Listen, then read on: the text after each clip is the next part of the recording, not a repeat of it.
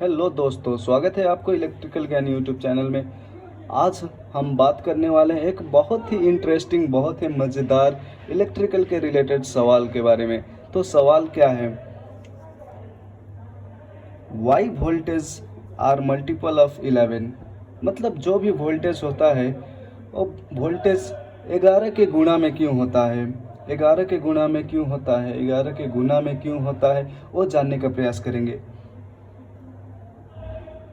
तो जैसे कि दोस्तों आपने कहीं ना कहीं सुना होगा 110 वोल्टेज, 220 वोल्टेज, 440 वोल्टेज, 11 केवी मतलब किलो वोल्ट, और 1 किलो मतलब 1000। तो 11 किलो वोल्ट मतलब 11,000 वोल्टेज। वैसे ही 33 केवी मतलब 33,000 वोल्ट, 66 केवी मतलब 66,000 वोल्ट, 220 केवी मतलब 2,20,000 वोल्ट। और ऐसे ही कितने ज़्यादा रेटिंग का भी होता है, इससे कम का भी हो सकता है। हाँ, तो ये सभी ने सुना होगा, लेकिन इसके पीछे इंटरेस्टिंग बात क्या है जो मैं उसके बारे में आपको बताना चाहता हूँ। तो दोस्तों, इन सभी वोल्टेज रेटिंग के बीच में एक कॉमन बात है। वो क्या है? चलिए मैं आपको दिखाता हूँ। यहाँ पे देखिए 110 वोल्टेज कैसे बना है। 11 इंटू 10 110, 11 इंटू 20, 11 इंटू 40, 11 इंटू 1 के भी 11। मतलब ये जितना भी वोल्टेज बना है ना, उसमें क्या कॉमन है? 11 11, सब में 11 है। तो ऐसा क्यों? 11 के गुना में ही क्यों जितना भी वोल्टेज बनाया जाता है, जितना भी वोल्टेज का रेटिंग होता है, 11 के गुना में क्यों होता है? Why in the multiple of 11? इसी का आज हम कुछ इंटरेस्टिंग कहानी जानने वाले हैं। इससे पहले कि मैं आपको बताऊं कि 11 के गुणा में क्यों होता है, उससे पहले थोड़ा सा इसके बारे में बेसिक नॉलेज ले लेते हैं। जैसे भी कोई रेटिंग डिसाइड होता है ट्रांसमिशन लाइन कंपनी के द्वारा, या तो जो हाइड्रो पावर या कोई भी पावर हाउस है, thermal power, solar power, wind power, कोई भी है जो अपना बिजली ट्रांसफ़र करना चाहती है, तो जितना भी प्रोड्यूस हुआ है बिजली, उसको ट्रांसफ़र करने में कुछ लॉसेस हो जाते हैं, कुछ नुकसान हो जाते हैं। जैसे कि अगर कोई भी बिजली भेजा जा रहा है तो कुछ टाइप्स के लॉसेस होते हैं। जैसे कि आप यहाँ पे देख सकते हो, ट्रांसमिशन लाइन के चलते होने वाले लॉस। जैसे कि कोई भी ट्रांसमिशन करने के लिए, इलेक्ट्रिकल ट्रांसमिशन करने के लिए वायर का यूज होता है। और आपको पता होगा, अगर आपने कहीं पे भी थोड़ी सी इलेक्ट्रिकल के रिलेटेड पढ़ाई की होगी, तो वायर के साथ होता है रेजिस्टेंस। वायर हालांकि कंडक्टर है, कंडक्टर होने के बावजूद भी उसमें कुछ ना कुछ रेजिस्टेंस रहता है। कोई भी मटेरियल रेजिस्टेंस फ्री नहीं रहती है। इसलिए I² के रेट से हीट लॉस हो जाती है।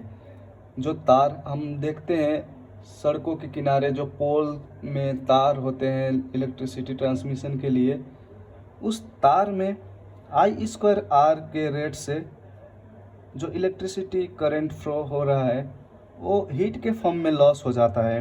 वैसे ही हम ट्रांसफार्मर यूज करते हैं स्टेप अप या स्टेप डाउन करने के लिए। तो ट्रांसफार्मर के वाइंडिंग में हीट के फॉर्म में लॉस, और इंडक्टेंस के फॉर्म में लॉस, और जो कन्वर्जन होता है higher voltage to lower voltage और lower voltage to higher voltage, ऐसा कोई भी जो कन्वर्जेंस होता है उसमें लॉस आ जाता है, कहीं से ना कहीं से लॉस हो जाता है।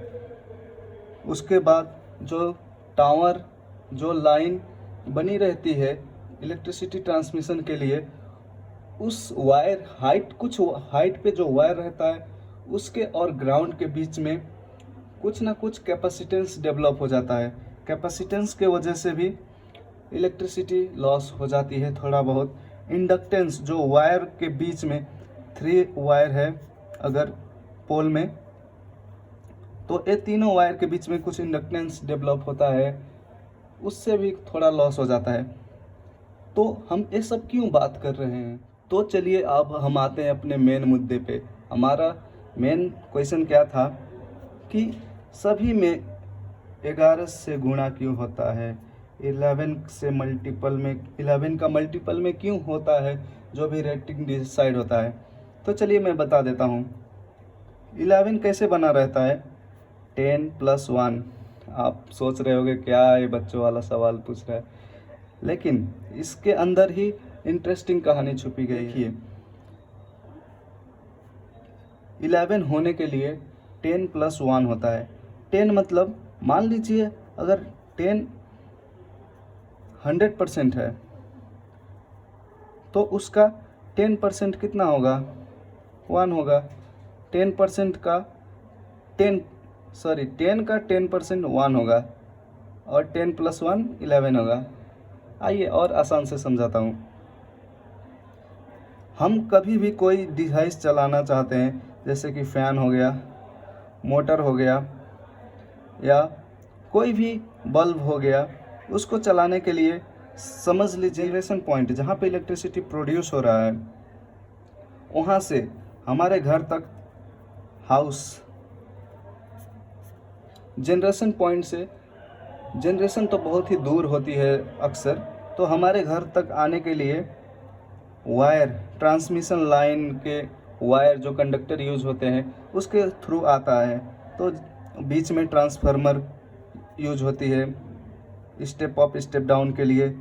ये वायर का खुद का रेजिस्टेंस होता है और कैपेसिटेंस, इंडक्टेंस सभी इसमें पिक्चर में आ जाती है, तो कुछ लॉस हो जाती है। तो जो कंपनियां होती हैं जनरेशन पॉइंट से आपके घर तक जो बिजली का ट्रांसफ़र करने का काम करते हैं, वो क्या सोचते हैं कि चलो मान लेते हैं कि हमको इस जनरेशन पॉइंट से लेके हाउस तक, आपके घरों तक लेके आने के लिए 100% एनर्जी लेके जाना है। जनरेशन पॉइंट से आपके घर तक 100% लेके आना है, लेकिन in resistance, step up step down और कैपेसिटेंस, इंडक्टेंस की वजह से कुछ लॉस हो जाते हैं। और वो लोग का कैलकुलेटिव डाटा क्या कहता है कि नियरली 10% लॉस हो जाती है। जितना भी इलेक्ट्रिसिटी यहाँ से आप भेजना चाहते हैं या जितना भी वोल्टेज यहाँ पे मेंटेन करना चाहते हैं, उसका 10% लॉस में चला जाता है। तो जब 10% लॉस चला जाता है तो उनको वहाँ लेकिन हमको चाहिए तो 100%। तो अगर यहाँ से 100% आ रहा है तो आते आते यहाँ पे आके कितना बचेगा, 90%। लेकिन हमको चाहिए तो 100%। आप तो कंप्रोमाइज़ करने वाले नहीं हो, आप तो बोलेगा मुझे वोल्टेज नहीं पुग रहा है, मुझे 100% वोल्टेज चाहिए। इसलिए कंपनियां क्या कहती हैं कि हम यहीं से 110% वोल्टेज सेंड करेंगे, ताकि अगर 10% रास्ते में लॉस भी हो जाए तो आपके घरों तक 100% वोल्टेज मिलेगा। वैसे इसीलिए अगर 110 वोल्टेज का रेटिंग क्यों होता है, ताकि 100 वोल्ट चाहिए, 10 वोल्ट एक्स्ट्रा है, 100 + 10 वोल्ट मतलब 110 वोल्टेज बनाने के लिए ये जो 10 है ना, वो एक्स्ट्रा ऐड किया जाता है, ताकि वो लॉस हो जाए 10% तो भी चलेगा। वैसे ही अगर आपको 200 वोल्ट की ज़रूरत है तो कंपनियां क्या करती है, 20 वोल्ट एक्स्ट्रा मतलब 200 का 20% एक्स्ट्रा भेजती है, तो ये हो जाती है 220 वोल्टेज। अगर आपको 400 वोल्टेज चाहिए तो कंपनियां क्या करती है, 400 का 10% ज़्यादा भेजती है, यानी कि 40। 400 का 10% 40, तो हो गया 440 वोल्टेज। 11 kV मतलब 10 kV + 1 kV। kV मतलब किलो वोल्ट मतलब 1000, 10,000 प्लस उसका 10% 1000, तो हो जाता है 11 kV। ऐसे ही 30 kV मतलब 30,000 वोल्टेज का, और उसका 10% मतलब 3 kV होगा, तो टोटल हो जाएगा 33 kV। वैसे ही 200 kV चाहिए और उसका 10% हो जाएगा 20 kV, तो 220 kV।